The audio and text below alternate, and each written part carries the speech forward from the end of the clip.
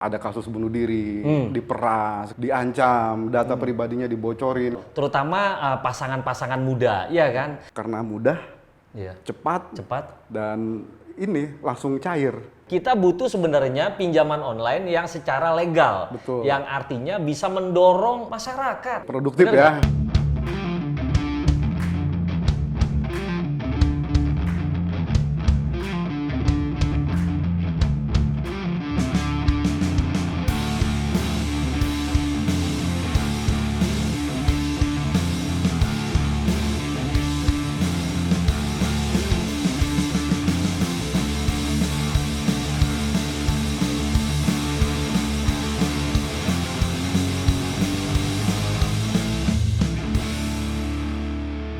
Halo teman Omdo dimanapun berada, kembali lagi di Bincang Omdo bersama saya Hatim Farabi dan Elba Damuri.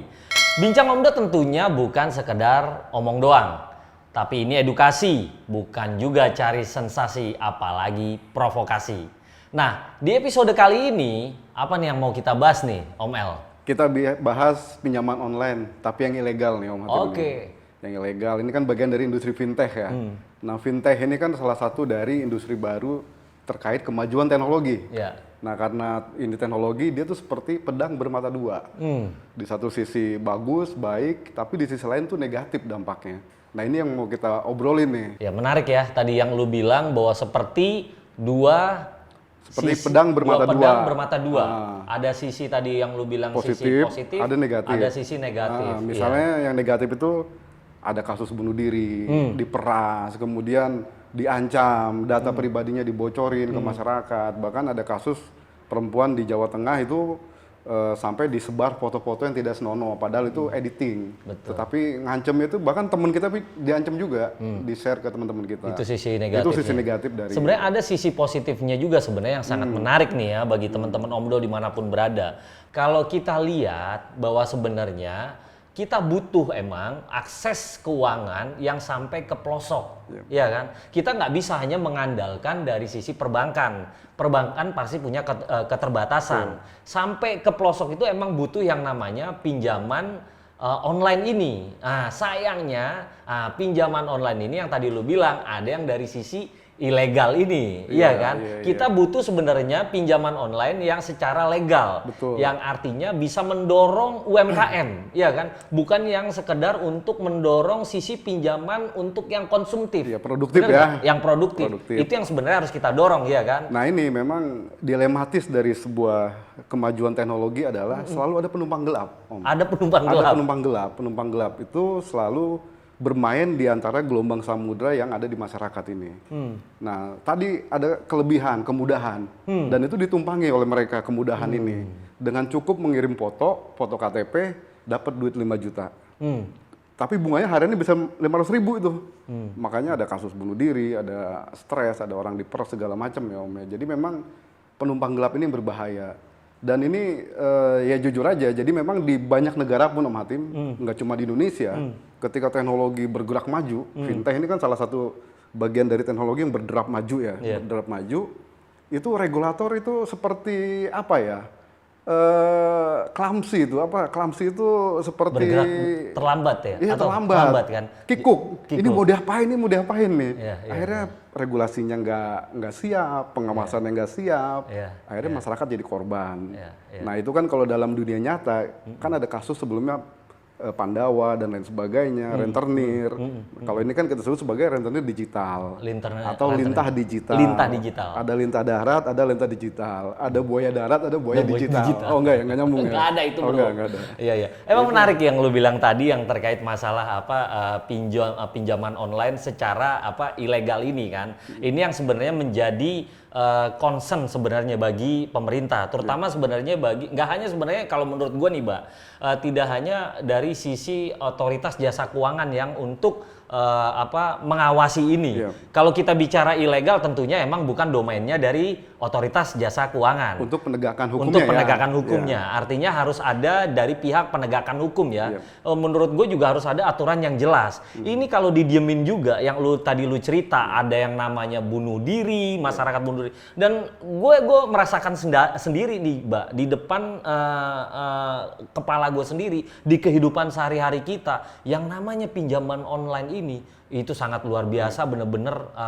mencekek banget bagi masyarakat di kalangan bawah loh yang sangat-sangat butuh. Dan yang sebenarnya harusnya pinjaman online ini kan untuk hal-hal yang sifatnya produktif, tapi lebih banyak yang gue lihat lebih banyak ke sifatnya yang konsumtif. Ya kan, ini yang harus menjadi PR ya, harus menjadi PR bagi tentunya ya otoritas jasa keuangan, penegak hukum juga, bagaimana pinjaman online ini dimanfaatkan secara positif, yaitu tadi yang konsumtif tadi itu, yang produktif tadi gitu. Bukan yang konsumtif ya kan. Iya. Ya karena memang kan dari data yang kita dapat dari Asosiasi Fintech Pendanaan juga, UMKM itu salah satu sektor yang menjadi penopang ekonomi kita ya. Itu 70% lebih dia tidak punya akses ke lembaga keuangan, terutama perbankan ya. Perbankan. Nah, termasuk juga ketika ada situasi seperti ini, ada sebuah ekosistem yang butuh duit tapi susah akses duitnya, makanya yang penumpang gelap ini masuk. Penumpang gelap ini masuk mereka, nggak cuma UMKM. Pandemi itu kan membawa masyarakat kita ke dalam sebuah situasi sulit ekonomi. Ekonomi sulit, butuh ini, butuh itu. Kayak ada kasus guru yang dia butuh susu buat anak-anaknya, dia pinjam 1,8 juta di fintech, dipinjol ilegal, kemudian ditagih jadi 12 juta. 12 juta. Nah ini situasi ekonomi sulit karena pandemi. Jadi karena mudah, cepat, dan ini langsung cair. Langsung cair. Itu nggak sampai 5 menit, Om Hatim. Gue perhatikan nih, Mbak, terkait dengan pinjaman online ini, itu ternyata banyak juga bagi generasi milenial ini, Mbak. Terutama pasangan-pasangan muda, ya kan? Nah ini juga menurut gue butuh juga nih untuk dilakukan yang namanya literasi secara masif, Mbak. Ini penting kalau menurut gue juga nih. Kita lihat bahwa kalangan-kalangan muda ini kan penerus nih, penerus bagi bagi negara kita nih. Ini juga yang perlu harus diwaspadai nih, Mbak. Iya kan? Generasi muda jangan sampai juga terjebak, ya kan? Terjebak dengan gaya konsumtif ini yang akhirnya tadi menimbulkan yang lu bilang tadi ada bunuh diri, macam-macam karena tidak bisa memanfaatkan atau tidak memahami yang namanya literasi dan inklusi keuangan secara benar, ya kan? Gue inget banget, Mbak, yang namanya literasi dan inklusi keuangan hanya bisa, bukan hanya bisa ya, maksudnya kita dapatnya hanya dari sisi literasi dari sisi industri perbankan, Mbak.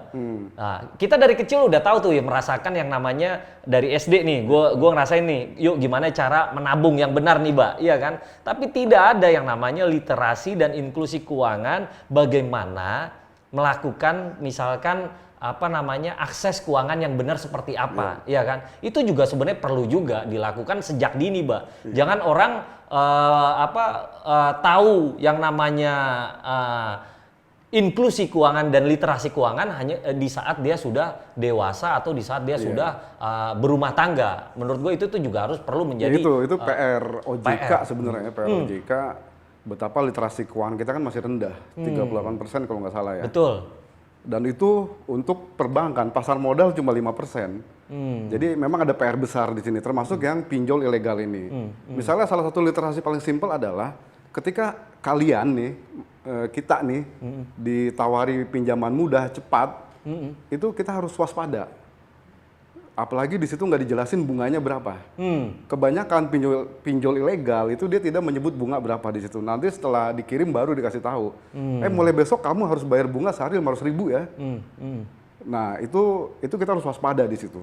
Kemudian ketika ini kan mereka masuk ke jaringan pribadi kita, ke nomor WA kita, ke SMS kita, ke email kita. Nah ini kan sebuah kecurigaan. Jadi itu literasi di situ juga, Om Hatim. Literasi bahwa ketika ada tawaran seperti ini masuk, Anda butuh uang 200 juta cuma 30 detik cair. Nah itu udah harus curiga. Telepon 157. Itu call center OJK kalau nggak salah ya. bener nggak nih lembaga ini? Karena salah satu ciri lain dari literasi yang harus disampaikan ke masyarakat adalah pinjol ilegal itu selalu berganti-ganti operator. Nanti yang ngontak kita si A, besok si B, besok si C. Nah itu banyak masyarakat nggak paham. Tadi literasi itu penting sekali di situ ya.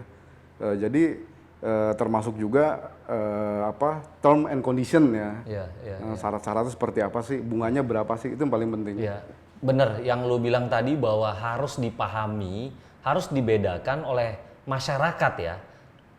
Mana yang namanya pinjaman online legal yang resmi dan mana pinjaman online yang ilegal atau yang tidak resmi. Nah, pinjaman online yang legal ini yaitu yang terdaftar di otoritas jasa keuangan. Jadi masyarakat juga sebenarnya harus tahu juga nih, Mbak ya, mana pinjaman online yang legal, yang terdaftar di OJK, yang resmi ya kan, yang artinya kalau masyarakat ini minjem ke pinjaman yang legal ini, itu syaratnya pasti akan sangat rigid ya, atau akan sangat prosedurnya inilah berlapis-lapis ya. Nah, dan yang harus diwaspadai tadi yaitu pinjaman online yang ilegal tadi, yang tidak terdaftar di OJK. Tapi menurut gue juga ini juga harus menjadi PR bagi pemerintah juga sih sebenarnya. Pinjaman online ilegal juga sebenarnya harus diberantas, Mbak. Karena kalau ini tetap terus berkembang, ya kasihan masyarakat tentunya, iya kan? Artinya harus ada suatu ketegasan memang dari pemerintah. Ini mau diapain? Ya kalau misalkan bicara pernah nih gue ada statement kan dari Menteri Koordinator Hukum ya, Hukum dan HAM. Pak Mahfud kan, sempat kan mengatakan bahwa misalkan ya kalau misalkan bagi masyarakat yang minjem di pinjaman online yang ilegal, nggak harus membayar gitu. Itu kan bisa menjadi shock terapi juga bagi si ini kan, si perusahaan pinjol yang ilegal ini kan. Tentunya ini juga menurut gue juga harus menjadi titik poin juga nih untuk. Iya kan banyak masyarakat bertanya ke OJK, saya udah terjebak nih. Terus apa yang harus saya lakukan? Nah itu kan belum banyak solusi, belum banyak. Akhirnya Pak Mahfud bicara benar sekali karena secara hukum perdata, Om Hatim, itu pinjaman ilegal itu tidak sah, tidak sah karena dia tidak memenuhi syarat-syarat sah, objektif dan subjektif dari aturan hukum perdata. Secara perusahaan aja tidak resmi kan? Lah iya, di situ nggak ada semacam MOU kerjasama segala macam antara dua pihak secara terbuka dan transparan. Nah, secara pidana juga ini bermasalah dengan adanya pemerasan, penyebaran informasi pribadi, terus kita dijelek-jelekin, gambar-gambar yang bukan ini disebarluaskan oleh mereka, teman kita diteror, itu kan data pribadi ya, itu kan data sama pribadi. aja. Makanya di sini perlindungan data menjadi sangat penting sekali ya.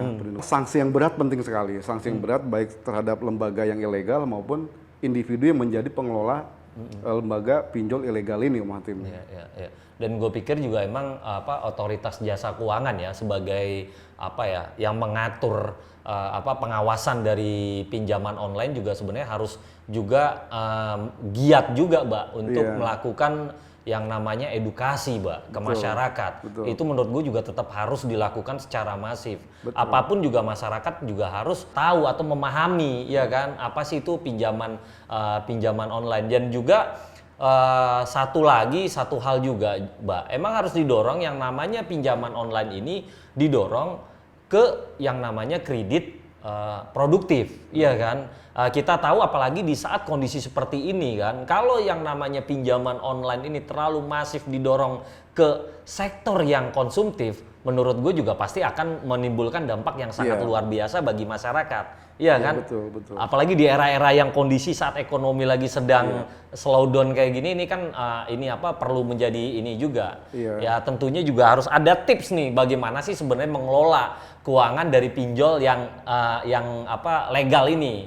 Pertama nih, Mbak ya, emang harus membuat perencanaan keuangan. Pastinya menggunakan dana dari pinjol ini harus sesuai rencana gitu loh. Jangan disalahgunakan, iya kan? Itu juga salah satu untuk belajar kan bagaimana mengatur keuangan. Terus jika untuk kebutuhan konsumtif atau dana darurat pastikan yaitu punya kemampuan mengangsur sesuai dengan ini kontraknya. Iya, Yang tadi lu bilang tuh juga kan ini harus jadi butuh pertimbangan. Betul. Main asal pinjem doang tapi ternyata Nggak tidak punya punya kemampuan, kemampuan untuk membayar. Ini Itu- pasti akan punya itu seperti resiko yang apa, sangat besar. Ibarat pasak lebih besar daripada tiangnya. Wih, gile, pantun nih Itu keluar seperti nih, menarik nih. Itu seperti apa krisis ekonomi 98 di Indonesia. Utang segede gunung tapi kita nggak punya kemampuan bayar. Wih, Akhirnya kita iya, krisis iya, ekonomi. iya. Jadi kita harus meminjam itu sesuai dengan kemampuan kita, Om Hatim. Itu kata kuncinya loh, Kata Pak, kunci, sebenarnya. misalnya kita butuh sepeda, itu oke, sepeda itu bagus buat kesehatan kita. Kita minjem 2 juta, tapi sebulan selama setahun kita bisa Mencicil berapa? 200.000 misalnya sebulan. Nah itu oke lah, gaji saya 5 juta apa 4 juta masih bisa lah. Tapi dengan gaji 5 juta, ini yang terjadi sekarang tadi Om Hatim bilang generasi milenial, generasi Z, itu dengan gaji 5 juta, dia pengen beli sepeda harga 30 juta. Karena itu lifestyle. Sesuai pantun lo tadi Gaya ya. hidup, besar pasak daripada tiang. Nah ini sesuatu yang membuat, tips tadi benar sekali ya, tips bahwa ketika Anda minjem, baik untuk konsumtif, sebenarnya nggak apa-apa konsumtif, karena Nggak kan itu apa-apa ya, jadi tapi- mesin pertumbuhan ekonomi kita juga. Tapi ada tapinya kan? Ada tapinya, bayangin kalau nggak ada kredit konsumsi, yang jualan pecel gimana, Oke, siap, yang punya bengkel gimana, tapi ya itu tadi. Harus sesuai dengan kemampuan. Kemampuan. Itu yang harus diukur. Itu yang tadi namanya sebenarnya literasi tadi ya, Mbak. Literasi. Edukasi tadi ya. Iya, Edukasi dalam hal perencanaan keuangan kan. Nah, itu penting. Ya menarik sebenarnya perencanaan keuangan menurut gue juga harus menjadikan sebuah kurikulum sebenarnya menurut gue ya di sekolah itu harus dimulai sebenarnya, Mbak. Jadi nggak melulu bahwa yang namanya masyarakat atau siswa-siswa kita diajarin yang sebenarnya yang berat-berat juga, tapi juga harus yang namanya trik-trik seperti ini perencanaan keuangan itu penting di sekolah menurut gue ya, Mbak. Betul. Yang tadi kita rasain saat SD yang namanya kita diajarin oleh guru kita bagaimana menabung, iya kan? Banyak sebenarnya hal-hal yang positif yang perlu bisa jadi pelajaran bagi kita sebenarnya di sekolah ya. Itu edukasi ini penting, literasi, karena pertama ya, pinjol ilegal ini operatornya itu sama seperti judi online, Om Hatim. Dia tiap hari ada pemain baru. Makanya nggak heran kalau OJK itu sampai pertengahan tahun ini sudah lebih 4.000-an ya ditutup ya, yang operator pinjol ilegal ini. Iya. Sementara judi online itu malah lebih banyak lagi, 50 ribuan. Nah ini yang menarik lagi kan? Iya, jadi memang kejahatan digital ini macam-macam nih. Yang judi biasanya ada orang pinjam uang di pinjol buat main judi. Ada pinjam uang di pinjol buat beli saham. Ada juga dipinjol A, B, C, D untuk gali lubang, tutup lubang. Jadi karena udah terjebak utang, supaya besok bayar yang si A, dia minjem ke si B. Besok mau bayar si B, dia minjem ke si C. Akhirnya yang tadinya cuma 5 juta utangnya itu jadi 80 juta. Dan itu kejadian. Jadi memang disinilah regulator itu harus benar-benar dia harus sprint. Digital sprint, bukan digital maraton. Jadi ibarat dia lari, harus kenceng. harus sprint. Bukan maraton ya. Jadi jangan sampai dia kalah dengan perkembangan yang ada di luar itu. Karena ini yang namanya kejahatan digital itu pasti orang pinter di belakangnya. Nah, jangan sampai regulator ini selalu ini udah sprint, ini kita maraton, apalagi maratonnya koloran gitu kan. Nah, itu bahaya tuh.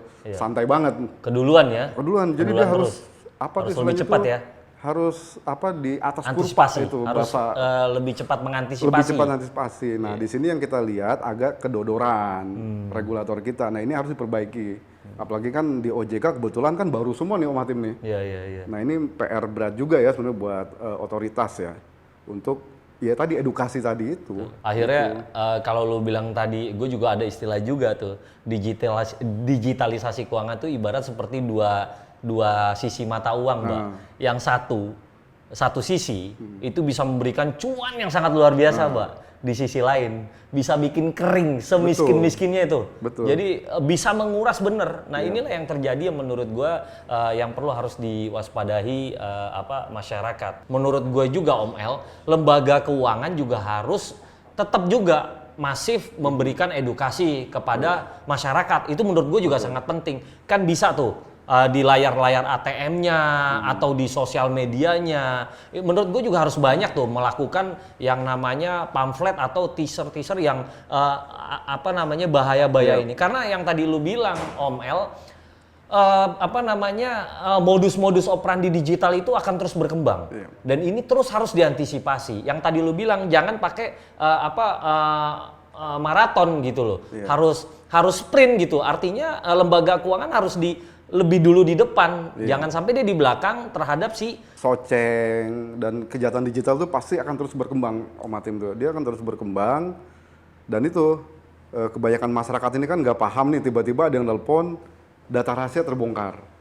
Nah sekarang pertanyaannya, apa sih data rahasia digital yang tidak boleh kita umumkan ke masyarakat atau ke orang yang ngaku-ngaku misalnya pegawai bank atau pegawai lembaga keuangan atau dia dari lembaga pemerintah atau dia ngaku-ngaku dari aparat. Iya. Nah itu kita nggak boleh ngasih data-data penting, misalnya NIK, NIK itu nomor KTP ya, NIK, kemudian password ATM, password email. Nah itu kita nggak boleh, OTP kita, on time password itu nggak boleh kita kasih, itu rahasia semua. Iya. Jadi kalau temen-temen nih, sobat Omdo dapat telepon ngaku-ngaku dari Bank Anu, terus Mas tolong dong minta, atau Mbak tolong dong minta saya data username-nya apa sih, password apa sih, biar kita langsung eksekusi nih.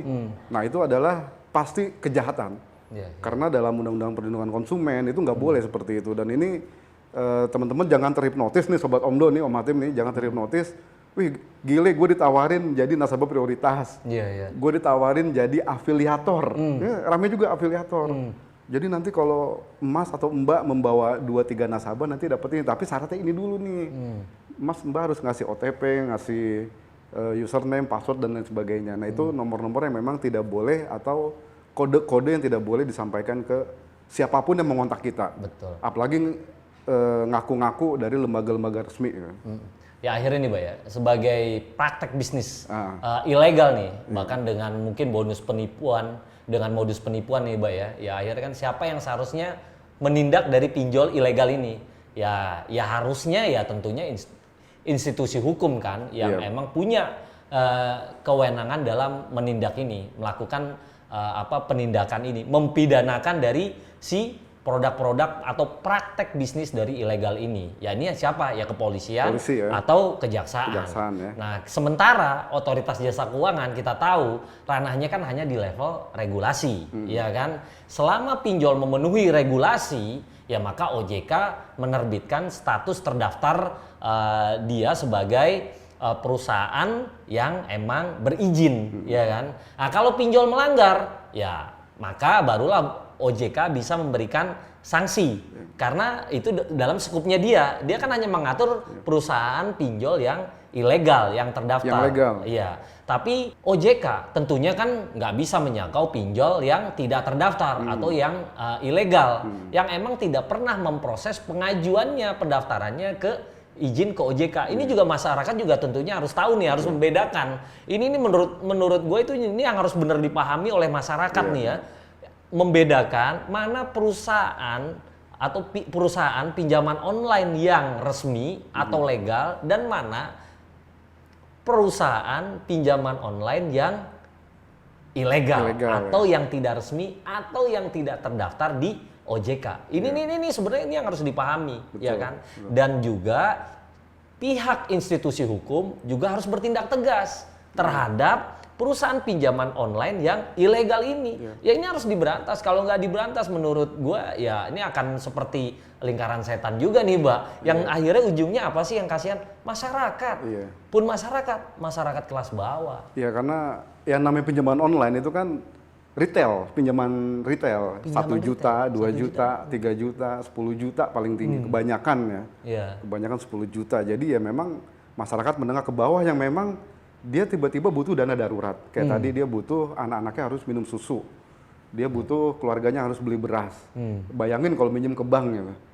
Nanya agunan, nanya ini itu gaji berapa, selip gaji. Itu bisa 3 bulan tuh Om Hatim tuh. Betul. Nah, tapi memang perlu kerjasama ya antara OJK, kepolisian, kejaksaan. Juga lembaga-lembaga non formal lainnya. Lembaga-lembaga non pemerintahan ya untuk memperkuat edukasi dan literasi ini. Itu Bang Tim. Ya, menarik nih, Pak, obrolan kita saat ini ya, obrolan kita sekarang nih ya, yang terkait masalah pinjaman online ya. Kita sih berharap bahwa dari hasil obrolan kita ini memberikan semacam apa ya? Pencerahan ya kepada masyarakat ya. Ya. Ingat ya, Sobat Omdo, bahwa Bincang Omdo ini tentunya bukan sekedar omong doang, tapi ini merupakan edukasi. Juga bukan cari sensasi, apalagi provokasi, bro. Ya, saya Hatim Farabi dan Elbada Muri. Ya, mengucapkan salam sehat selalu.